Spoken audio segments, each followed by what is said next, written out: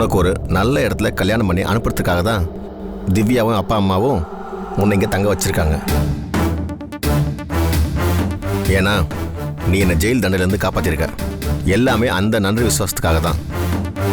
திடீர்னு நாளைக்கு உனக்கு ஒரு நல்ல வரன் அமையலாம், உனக்கு உடனே கல்யாணம் பண்ணுற சூழ்நிலை அமையலாம். இந்த நகையை விற்று 10 லட்ச ரூபா பணத்தை நான் வாங்கிட்டா அதை விட நான் உடனே உனக்கு திருப்பி தர முடியும்? இவர் இது நான் திருப்பி கொடுக்க குறைஞ்சபட்சம் எனக்கு 1 வருஷமாச்சும் ஆகும்.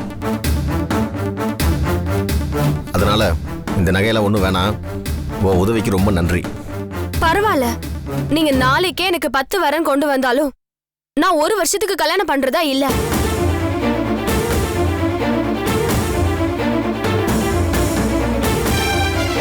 ஏன்? எங்க அம்மா அப்பா இறந்துட்டாங்க. 1 வருஷம் ஆகாம எந்த ஒரு நல்ல காரியமும் பண்ணக்கூடாது இல்லத்த? ஆமாம்மா, அதான் சரி. அப்போ 1 வருஷத்துக்கு நகை சும்மாதானே பெட்டியில தூங்க போகுது. அது அரிசி கிடைக்கும், இந்த குடும்ப மானத்தை காப்பாத்துறதுக்கும் உதவட்டுமே.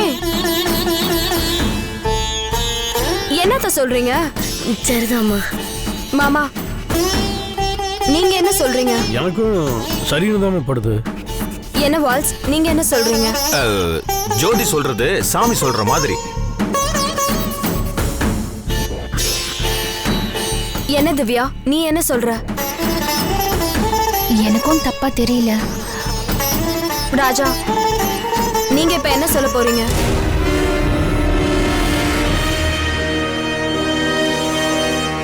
எனக்கு என்னமோ இதெல்லாம் சரியா படல. என்னங்க, ஏதோ ஒரு ஃபைனான்சியரை போய் பார்க்குறேன், அவர் எங்க கழுத்து போட சொன்னாலும் நான் கழுத்து போடுவேன் அப்படின்னு சொன்னீங்க. சேட்டுக்கிட்ட போய் நான் கொலை பண்ணல, நிரபராதி அப்படின்னு கெஞ்சினீங்க. கடன் வாங்கினவர்கிட்ட காலை பிடிச்சி கெஞ்சினீங்க. ஆனா இப்ப நமக்கு இந்த மாதிரி எந்த பிரச்சனையும் இல்லாம அவளாவே வந்து நமக்கு உதவி பண்றா. நம்ம ஒன்னும் சும்மா வாங்கிக்கலையே, வட்டியோட திருப்பி கொடுக்க போறோம் தானே சொல்றோம். நானே சொல்றேன், வாங்கிக்கோங்க. டேய், வேணும் ஒன்று பண்ணலாம்டா. ஜோதி சொன்ன மாதிரி ஒரு வக்கீல் வச்சு பாண்ட் பேப்பர்ல எழுதிக்கலாம். மாசம் மாசம் வட்டி கொடுத்துலாம். 1 வருஷத்துல அசலையும் திருப்பி கொடுத்துலாம்டா.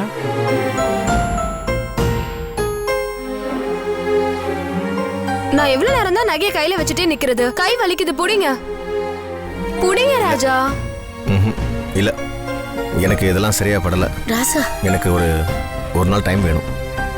சரி சரி ஜோதி, நகையை நீ உன்கிட்டயே வச்சுக்கோ. அதெல்லாம் முடியாது, யாராவது வாங்கிக்கோங்க. ஏம்மா, சரி. வாங்கிக்கோங்க. என்கிட்ட கொடு, நான் வாங்கிக்கிறேன். சரி, இந்தாங்க.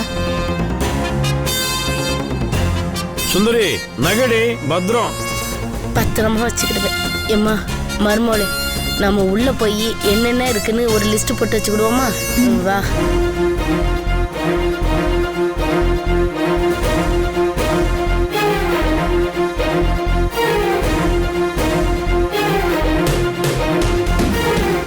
ஜோதி, ஒரு நிமிஷம்.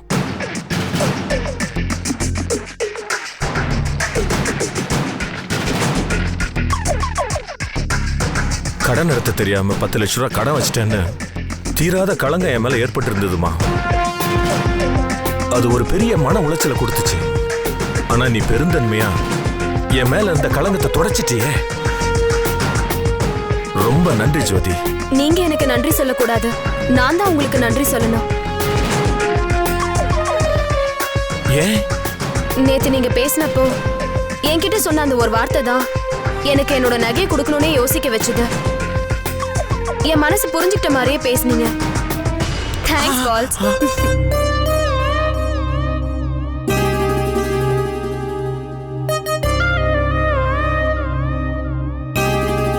நாம சொன்ன ஒரு வார்த்தை ஜோதி மனச தாக்குச்சா? அப்படின்னு நம்ம சொல்லிட்டோம். எனக்குன்னு ஒரு குடும்பமோ மனைவியோ இல்ல. எனக்கு கல்யாணம் ஆகி பொண்டாட்டின்னு ஒருத்தி இருந்திருந்தா இன்னைக்கு அவ தாலியோ நகைகளையாவது கழட்டி கொடுத்து இந்த குடும்பத்தோட கடனை சமாளிக்கிறதுக்கு என்னால நான் ஏதோ ஒரு உதவி பண்ணிருக்க முடியும். ஆஹா, என் பொண்டாட்டி நகைகளை நான் கொடுப்பேன்னு சொன்னேன். அதனால ஜோதி அவளோட நகைகள் எல்லாம் கொடுத்துட்டா. அப்படின்னா ஜோதி என் பொண்டாட்டி ஆகணும்னு ஃபீல் பண்ணிட்டா.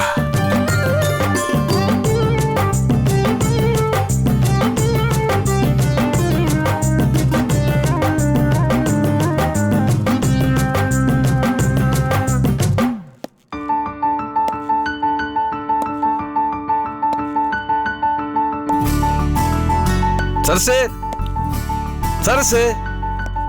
வரேங்க. என்ன? ஹை, என்னங்க இது? என்ன விசேஷம் இன்னைக்கு? எப்படி நல்லா இருக்கா? செம்மையா இருக்குங்க. ஏன் கண்ணே பற்றும் போல இருக்கு. உங்களை இந்த ட்ரெஸ்ல பார்த்ததும் எனக்கு நம்ம கல்யாண ரிசப்ஷன் ஞாபகம் வந்துருச்சு. ஆமா, என்ன திடீர்னு கோட் சூட்லாம்? அதை ஏன் சரசு கேக்குற? ஒரு பெரிய பிசினஸ் டீலிங் பேச போறேன். 50 கோடி ரூபா ப்ராஜெக்ட். ECRல ஒரு 5 ஸ்டார் ஹோட்டல்ல மீட்டிங். அதுக்குன்னு ஒரு ட்ரெஸ் கோட் இருக்கான். இந்த மாதிரி கோட் சூட்லாம் போட்டு வரும்னு சொல்லி சங்கர் ஃபோன் பண்ணி சொன்னான். அதுக்கு தான் இதெல்லாம் போட்டு ரெடி ஆயிட்டேன். இந்த வெயிலுக்கு வேட்டியும் சட்டையும் போட்டு போனா எவ்வளவு ஃப்ரீயா இருக்கும். அதை விட்டுட்டு கோட் சூட்லாம் போட்டு புழுங்குது உள்ளலாம் அப்படியே. ஏங்க, இந்த ட்ரெஸ் கூட உங்களுக்கு சூப்பரா தாங்க இருக்கு. என்னங்க இது? ஷூக்கு பாலிஷ் போடக்கூடாதா? அதெல்லாம் பார்க்க மாட்டாங்க சரசு. ஏங்க, இந்த மாதிரி நீங்களும் நானும் கையை கோத்துக்கிட்டு லண்டன், அமெரிக்கா அப்படியே ஒரு வேர்ல்ட் டூர் போயிட்டு வந்தா எப்படி இருக்கும்? நல்லாதான் இருக்கும். அதுக்கு ஏற்பாடு பண்ணிட்டா போச்சு.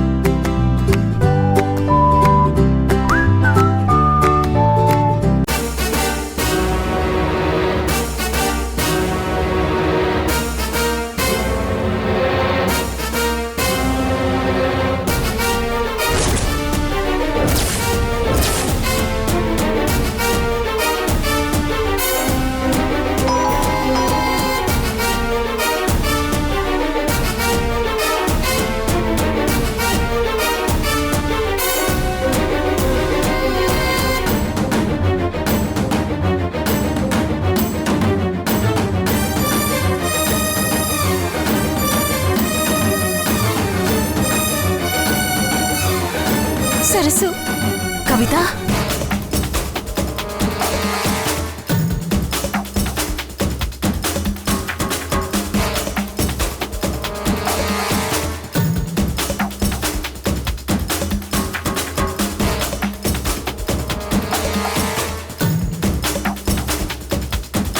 சரசு, என்ன காப்பாத்து. என்னாச்சு? என்ன கெடுத்தவன் காலையில இருந்து தொடர்ந்து போன் பண்ணி என்ன மிரட்டிக்கிட்டே இருக்கான்.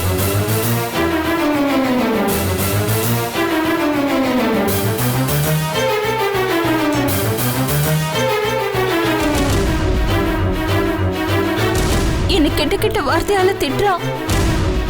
என்னால அவன் நிம்மதியா போச்சான். அவனால வெளியில தலை காட்டவே முடியலையா. என்ன கொன்னுடுவேன்னு மிரட்டுறான். போலீஸ்காரிக்கு கொலை மிரட்டல் விடுறான் அவன். ஏன் கவிதா, நீ போலீஸ் ஸ்டேஷனுக்கு போய் கம்ப்ளைண்ட் பண்ண வேண்டியதானே? நான் போலீஸுக்கும் போக முடியாது. பெரிய மானக்கேடாயிடும். இந்தா, அவன் இப்ப லைன்ல தான் இருக்கான். நீயே பேசு. என்னன்னு கேளு. யாரு என்னன்னு கூட தெரியாது. அதுவும் அவ ஒரு ஆம்பளை. உன்னையே மிரட்டுறான். அப்போ என்னன்னு பேசுவானோ? நான் எப்படி போய் திடீர்னு அவன்கிட்ட போன்ல பேசுறது? ஐயோ, அந்த சம்பிரதாயத்துக்கெல்லாம் இப்ப நேரம் இல்ல. அவன் லைன்லயே ரொம்ப நேரமா இருக்கான். என் ரிலேஷன்ஸ் இருக்காங்க. நீ இப்படி எல்லாம் பேசுறத கேட்டா கொன்னுடுவாங்கன்னு மிரட்டி கூட பார்த்த. எவ அவ அப்படின்னு உன்னையும் சேர்த்து திட்டுறான். நீ கொஞ்சம் மிரட்டு சரசு. என்னால முடியல. இந்தா, முதல்ல நீ போனை புடி, பேசு. ஏய், லைன்ல இருக்கான். ஏய், உனக்கு தைரியம் இருந்தா என் சரசு அக்கா கிட்ட பேசுறா. இந்தா. பேசு பேசு பேசு. என்னங்க நீங்க பேசுங்க. நானா? நான் என்ன பேசுறது? நீயே பேசு. ஐயோ, ஆம்பளைக்கு ஆம்பளை நீங்க பேசுங்க. பரிச்சயம் இல்லாத ஆம்பளை கிட்ட போய் நான் எப்படிங்க பேச முடியும்? உங்க குரலை கேட்டாதான் அவனும் பயப்படுவான். அதெல்லாம் என் குரல் கேட்டாலாம் பயப்பட மாட்டான். நீ தானே சொன்ன பொம்பளைக்கு நாங்களே பேசி சமாளிச்சுக்கோன்னு சொல்லி. நீயே பேசு. அட பேசுங்க. இது நம்ம கவிதாவோட வாழ்க்கை பிரச்சனை. ஏண்டா அவளை கெடுத்த அயோக்கிய நாயேன்னு நல்லா திட்டுங்க, நல்லா மிரட்டுங்க அவளை.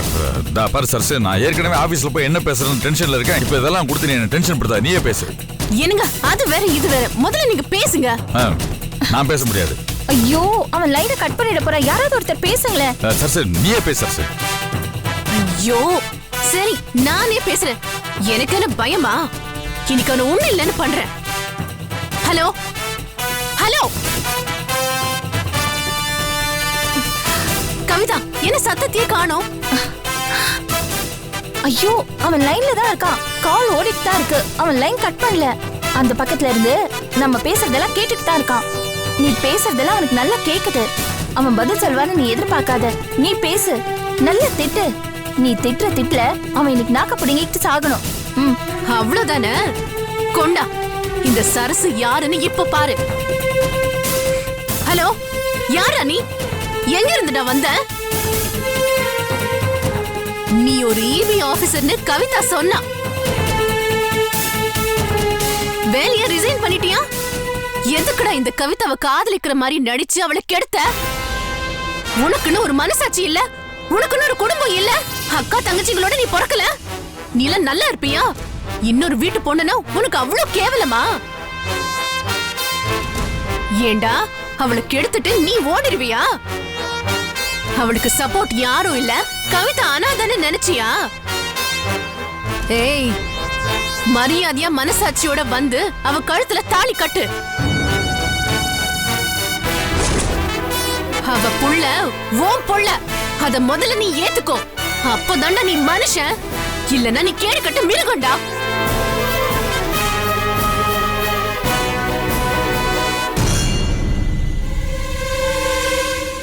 என்னது இது?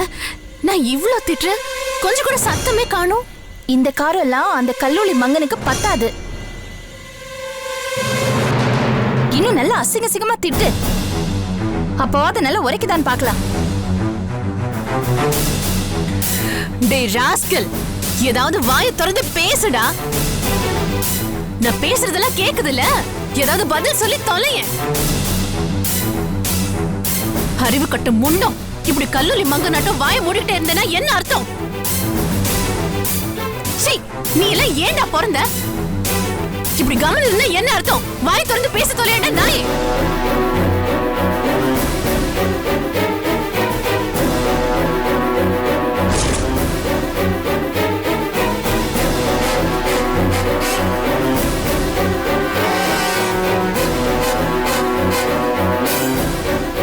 சரசு, இவ்வளவுதானா உன் காரம்? பத்தல பத்தல, இன்னும் இன்னும் நல்ல நல்ல திட்டு. டேய் அறிவு கட்டவனே, மனசாட்சி இல்லாதவனே, நான் திட்டுறதெல்லாம் கேட்டுட்டு தானே இருக்க. எதுவுமே பேச மாட்டியா? பேசாம இருந்தா தப்பிச்சலான்னு பாக்குறியா? உன்னை நாங்க விட்டுருவோமா? இப்படி நீ கவிதாக்கு துரோகம் பண்ணலாமா? உன் குடும்பம் உருப்படுமா? நீ நல்லா இருப்பியா? நாசமா போயிடுவ. சரசு, என்ன? நான் ஆபீஸ் டைம் ஆச்சு, நான் கிளம்புறேன். கொஞ்சம் இருங்க, போன்ல பேசிட்டு இருக்கேன்ல. அதானே, இருங்க. இப்ப என்ன அவசரம்? நீங்களும் இதுல சம்பந்தப்பட்டிருக்கீங்கல்ல, பேசாம சரசு பேசுறத கேட்டுட்டு நில்லுங்க. ஏண்டா இவ்ளோ பேசுற? கொஞ்சம் கூட உனக்கு மனசாட்சியே இல்லையா? வாயே திறக்க மாட்டியா? உன் மனசாட்சியை நீ கொன்னுட்டியா? சோத்துல உப்பு போட்டு தானே திங்குற? உப்பு போட்டு தானே திங்குறேன்னு கேக்குறேன், இல்ல வேற ஏதாவது போட்டு திங்குறியா? ஒரு பொம்பளை இவ்ளோ திட்டுறா, உனக்கு கொஞ்சம் கூட உரைக்கலையா? ஏண்டா ஒரு பொண்ணை கெடுத்து அவ வயித்துல ஒரு புள்ளைய வேற கொடுத்து ஓடி போற உன்ன மாதிரி அயோக்கிய ஆம்பளைங்களை அடிச்சு தோலை உரிக்கணும், ஓட வச்சு சுடணும், தூக்கல போடணும்.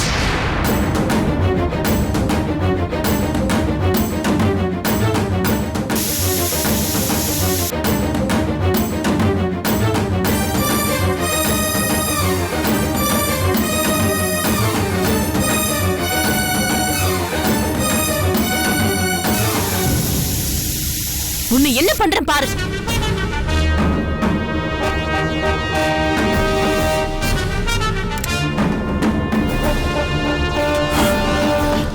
ஏன் இப்படி என் உயிரை வாங்குற?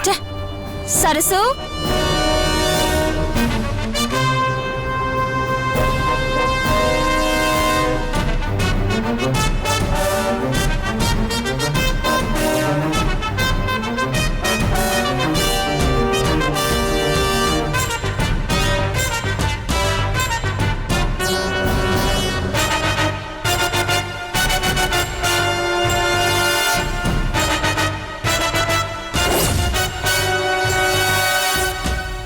வா.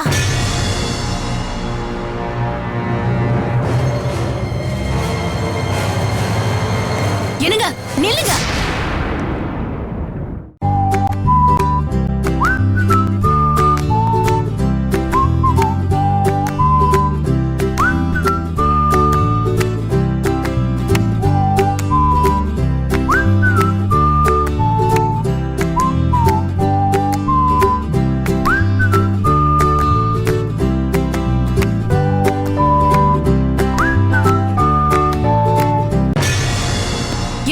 நில்லுங்க. இந்த போனை புடி. இவ்வளவு அழுக்கு வச்சுக்கிட்டு எங்க கிளம்புறீங்க?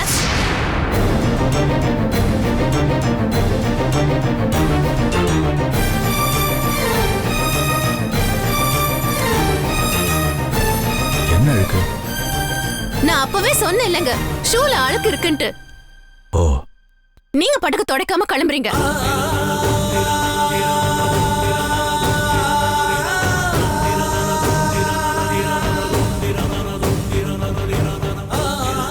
சரசு, கவிதாவை கெடுத்தவன் நான் தான். அவ வயிற்றுல பிள்ளைய கொடுத்தவன் நான் தானே. அவங்ககிட்ட சொல்றதுக்கு நான் பல முறை துடிச்சிருக்கேன் சரசு. ஆனா என் ஷூவில் இருக்க அழுக்கே உன்னால தாங்கிக்க முடியல. இது என் மனசுல இருக்க அழுக்கு. நானே ஒரு அழுக்குன்னு தெரிஞ்சா உன்னால தாங்கிக்க முடியாது சரசு. நீ அந்த நிமிஷமே உசுர விட்டுருவேன். அழுக்க நான் விரும்பல சரசு. அதனால எந்த காலத்திலையும் இந்த விஷயத்தை உங்ககிட்ட என்னால சொல்லவே முடியாது. என்ன மன்னிச்சிரு சரசு.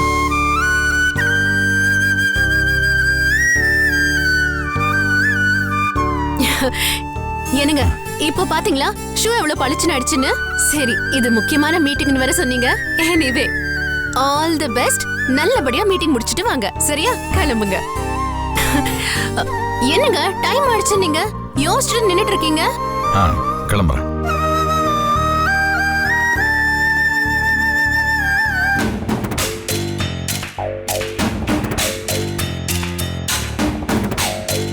என்ன கவிதா, இன்னும் அவ லைன்ல இருக்கா?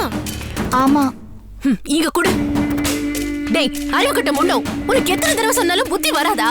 ஏன் இப்படி உயிரை வாங்குற? சுப்பு மாமா, இன்னைக்கு சரசு உங்களுக்கு கொடுத்த சூடு உங்களால தாங்கிக்க முடியாம தானே நீங்க ஓடுறீங்க. அது எனக்கு நல்லா தெரியும்.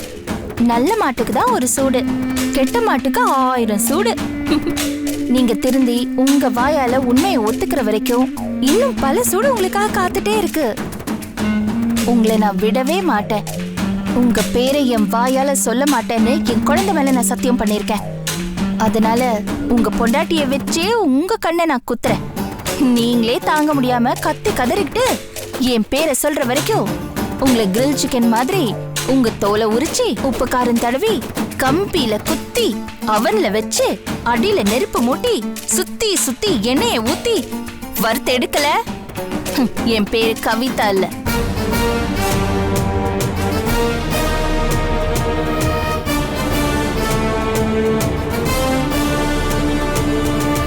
என் போன்ல இருந்து நான் டயல் பண்ணது இந்த புது இன்னொரு நம்பருக்கு தான். சரசு இவ்வளவு நேரம் பேசி திட்டுறதெல்லாம் இந்த போன் நம்பருக்கு தான். இப்போதைக்கு இதோட வேலை முடிஞ்சிருச்சு. ஹலோ ஹலோ ஹலோ, லைன்ல இருக்கியா இல்லையடா? இவ்ளோ பேசுற, ஒரு வார்த்தை கூட பேச மாட்டேங்கிற. எரும மாடு, உனக்குலாம் புத்தி இல்ல? உரைக்காதா? சரசு, போதும் போதும். அந்த எரும மாட்டுக்கு உரைக்கல, அது பாட்டுக்கு போயிடுச்சு போல இருக்கு. என்னது? லைன் கட் ஆயிருக்கு. ஆமா, அது கூட தெரியாம நான் பாட்டுக்கு திட்டிட்டே இருக்கேன் பாரு. நீ போட்ட சத்தத்துல அவன் பயந்து போனை கட் பண்ணிட்டான் போல இருக்கு. ஆமா, நான் அவனை நல்லா திட்டினேனா, நல்லா பேசினேனா, அவன் நேரம் திருந்திருப்பானா? உனக்கு எடுத்ததை நினைச்சு அவன் வருந்திருப்பானா? எங்க இதுக்கெல்லாம் திருந்துற ஆளா அவன் தெரியல. ஏதோ பரவாயில்ல, நீ எனக்காக இவ்ளோ பேசினதே அதிகம். அவன் மறுபடியும் ஃபோன் பண்ணா நான் உன்கிட்ட தான் வருவேன். ஐயோ அம்மா தாயே, என்னால முடியாதுமா. போன்ல எவ்வளவு நேரம் தான் அவனை திட்டுறது? இங்க பாரு கவிதா, எனக்கு இந்த மாதிரி சண்டை போட்டு திட்டி பழக்கம் எல்லாம் இல்ல.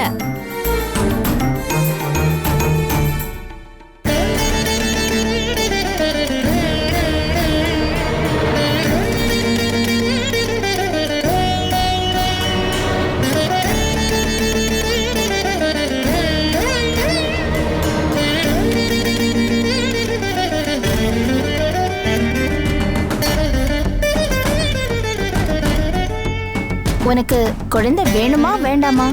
ஐயோ கவிதா, என்ன கவிதா இப்படி கேக்குற? அதுக்காக தானே நான் இவ்ளோ கஷ்டப்படுறேன். அப்ப அவன் ஃபோன் பண்ணா நான் மறுபடியும் உன்கிட்ட தான் வருவேன். எனக்காக என்னை கெடுத்தவனோட நீ மோதித்தான் ஆகணும். என்ன அவன் கூட சேர்த்து வச்சுதான் ஆகணும். ஆமா சரசு. ஏய் இங்க பாரு, ஒரு தடவையாவது அவனை நேர்ல எனக்கு காட்டேன். எங்க ஓடி ஓடி ஒளிறானே, ஒரு நாள் வருவான், மாட்டுவான், நீயே அவனை பாப்ப. இந்த பிரச்சனைக்கு அப்போ ஒரு முடிவு வரும். எப்போ? கூடிய சீக்கிரம், என் பிரசவத்துக்குள்ள. நான் வரேன்.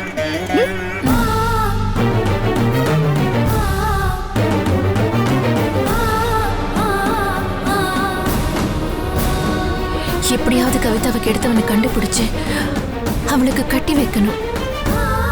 கவிதாவோட குழந்தைய நாம வாங்கணும். நானும் ஒரு அம்மா வாங்கணும். கடவுளே, அதுக்கு எனக்கு ஒரு வழி பண்ணுப்பா.